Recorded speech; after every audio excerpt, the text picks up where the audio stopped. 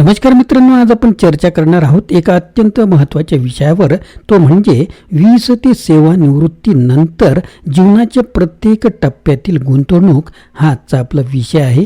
जीवन हा अनेक टप्प्यांनी भरलेला असतो आणि प्रत्येक टप्प्यावर आपल्याला वेगवेगळ्या आर्थिक गरजा आणि आव्हाने येत असतात. योग्य नियोजनाशिवाय हे टप्पे पार करणे कठीण होऊ शकते. आज आपण विनायक कुलकर्णी यांच्या ग्रंथ अर्थमेळ आर्थिक नियोजनासाठी मार्गदर्शक मधील महत्त्वाच्या मुद्द्यांवर चर्चा करणार आहोत. या व्हिडिओमध्ये आपण काय काय जाणून घेणार आहोत ते मुद्दे आता पाहूया. पहिला मुद्दा, मनुष्याच्या वयोमानाचे 4 मुख्य टप्पे असतात.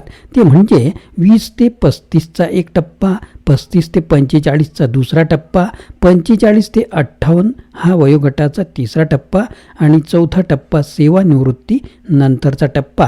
प्रत्येक टप्प्यावर योग्य गुंतवणूक कशी करावी, विविध प्रकारच्या गुंतवणुकीचे प्रकार आणि त्यांचे फायदे कोणते असू शकतात, कौटुंबिक आर्थिक नियोजनाचे महत्त्व काय असते, त्याच्यानंतर मृत्यूपत्राद्वारे मालमत्ता वाटपाचे नियोजन कशा प्रकारे केलं पाहिजे, वैद्यकीय आणि आणीबाणीच्या बाबतीत योग्य तयारी कशा प्रकारे केली पाहिजे, आपला वयोगट पाहून आपले नियोजन लगेच ठरवा या वचनासंबंधी आपण प्रत्येक वयोगटाच्या गरजा आणि त्यानुसार कसे रणनीती आखायच्या हे सखोलपणे पाहणार आहोत. चला तर मग सुरुवात करूया आणि आपल्या आर्थिक भविष्याचा पाया मजबूत करूया. सुरुवात करूया. आजच्या व्हिडिओतील ठळक मुद्दे असणार आहेत की आपल्या वयोमानानुसार योग्य गुंतवणूक कोणती असली पाहिजे हे तुम्हाला माहिती आहे का? तुम्ही आता वयाच्या कोणत्या टप्प्यात आहात त्यानुसार काळजीपूर्वक पूर्ण मुद्दे ऐकून घ्या. जीवनाच्या वेगवेगळ्या टप्प्यावर आर्थिक नियोजनात कोणते बदल आवश्यक असतात ते जाणून घेण्यास आपण तयार आहात का?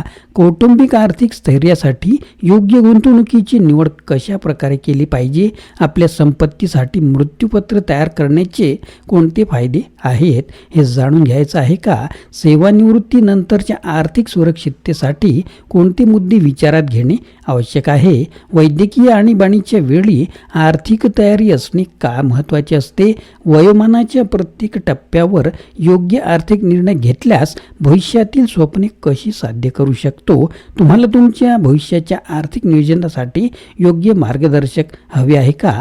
मित्रांनो, या सर्व प्रश्नांची उत्तरे आपल्याला या एकाच व्हिडिओतून मिळणार आहेत. मित्रांनो, नवीन असाल तर चॅनलला सबस्क्राईब करायला विसरू नका. सुरुवात करूया आजच्या महत्त्वाच्या मुद्द्यांना. आजचा आपला विषय आहे आर्थिक जीवनचक्र आणि गुंतवणूक निर्णय कशा प्रकारे घेतले पाहिजे.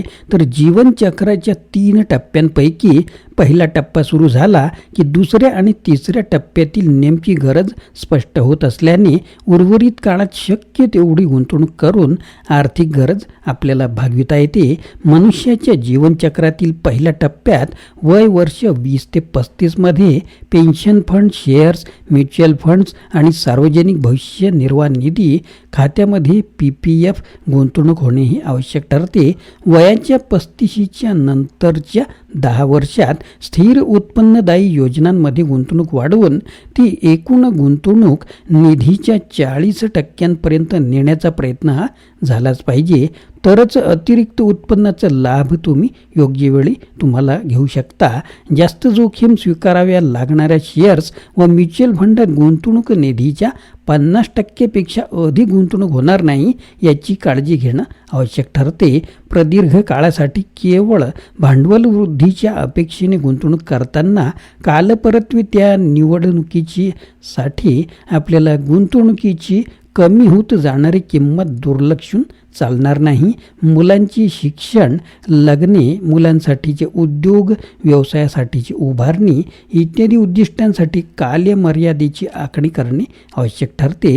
ही आखणी किंवा नियोजन हे करत असताना आपल्या मुलांचे वय, प्रस्तावित खर्च काय आहे आणि उपलब्ध गुंतवणूक निधी आपल्याकडे किती प्रकारचा आहे या सर्वांची सांगड घालून गुंतवणूक योजनांची पर्याय तयार करावे लागतील. हे पर्याय स्वीकारताना त्या योजनेचा कालावधी किती आहे, रोकड सुलभतेची म्हणजेच लिक्विडिटीची सुविधा कशा प्रकारची आहे आणि त्या योजनेची प्रत्यक्ष उद्दिष्ट पूर्ततेची क्षमता, या 3 बाबींचा विचार होणे या ठिकाणी अत्यावश्यक ठरते. मनुष्याच्या जीवनचक्रातील दुसरा टप्पा वयाच्या 35व्या वर्षी सुरू होतो आणि सुरू झाल्यानंतर वयाच्या 50 ते 60 वर्षापर्यंत हा टप्पा राहतो. हाच कालावधी आयुष्यातील सर्वाधिक उत्पन्नदायी ठरू शकतो. वयाच्या 35 वर्षांनंतर स्वतःच्या आणि कुटुंबाच्या गरजेत फरक पडत असतो. काही आर्थिक जबाबदाऱ्या संपत आलेल्या असताना तर काही आगामी आर्थिक खर्चही खुणावत असतात. वयाच्या 45 ते 50 वर्षापर्यंत घरासाठी वा तत्सम कारणांसाठी घेतलेलं दीर्घकालीन कर्ज फेडलेलं असतं. त्याचबरोबर वाढत्या मुलांचे शैक्षणिक खर्च दिसू लागतात. या सर्वांना तोंड देताना अतिरिक्त उत्पन्नाची गरज ही भासू लागते. नेमकी हीच गरज भागवण्यासाठी पहिल्या टप्प्यात वय वर्ष 20 ते 35 केलेली गुंतवणूक ही उपयुक्त ठरत असते. मुलांचे उच्च शिक्षण असो वा परदेशी शिक्षण किंवा त्यांच्या लग्नाच्या खर्चाचा साधारण अंदाज याच दुसऱ्या टप्प्यामध्ये येत असतो. प्रत्यक्ष खर्च कराव्या लागणाऱ्या वर्षाच्या किमान 6 ते 8 वर्षे आधीपासून त्या खर्चाच्या निधी संकलनासाठी सुरुवात करणे योग्य ठरत असते.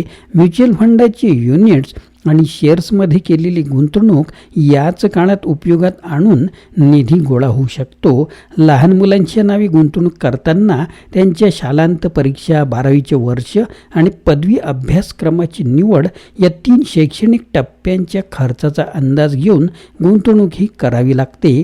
जीवनचक्राच्या 3 टप्प्यांपैकी पहिला टप्पा सुरू झाला की दुसरा आणि तिसऱ्या टप्प्यातील नेमकी गरज स्पष्ट होत असल्याने उर्वरित काळात शक्य तेवढी गुंतवणूक करून आर्थिक गरज ही भागविता येते.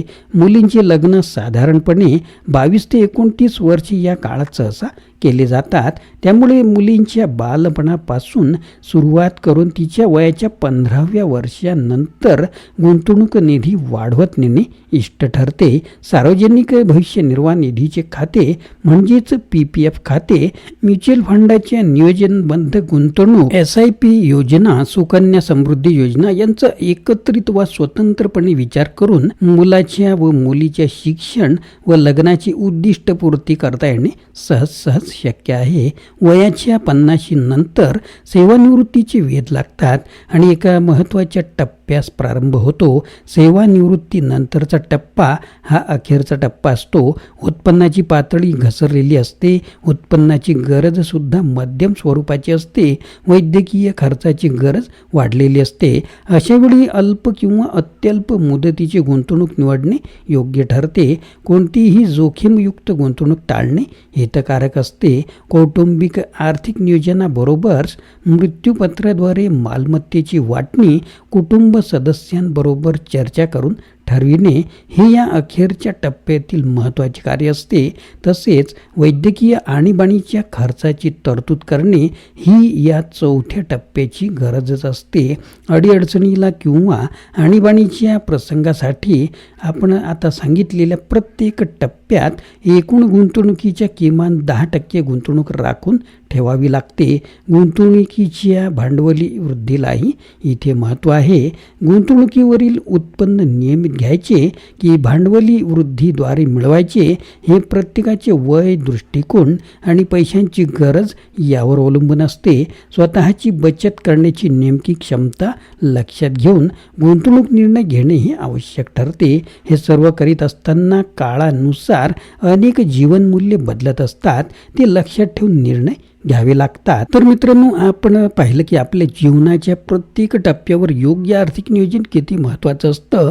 20 ते 35 वर्षाच्या सुरुवातीच्या टप्प्यातील ही गुंतवणूक असो की 45 ते 58 वर्षाच्या स्थिरतेच्या काळातले निर्णय असो किंवा सेवानिवृत्तीनंतरचं आर्थिक स्वातंत्र्य, प्रत्येक वयोमानात योग्य योजना आणि गुंतवणूक आपल्याला आर्थिकदृष्ट्या सुरक्षित ठेवते. यात मालमत्ता वाटप, कौटुंबिक आर्थिक नियोजन आणि वैद्यकीय आणीबाणीची तयारी हे सगळे घटक आपलं भविष्य अधिक सुरक्षित आणि आश्वासक बनवतात.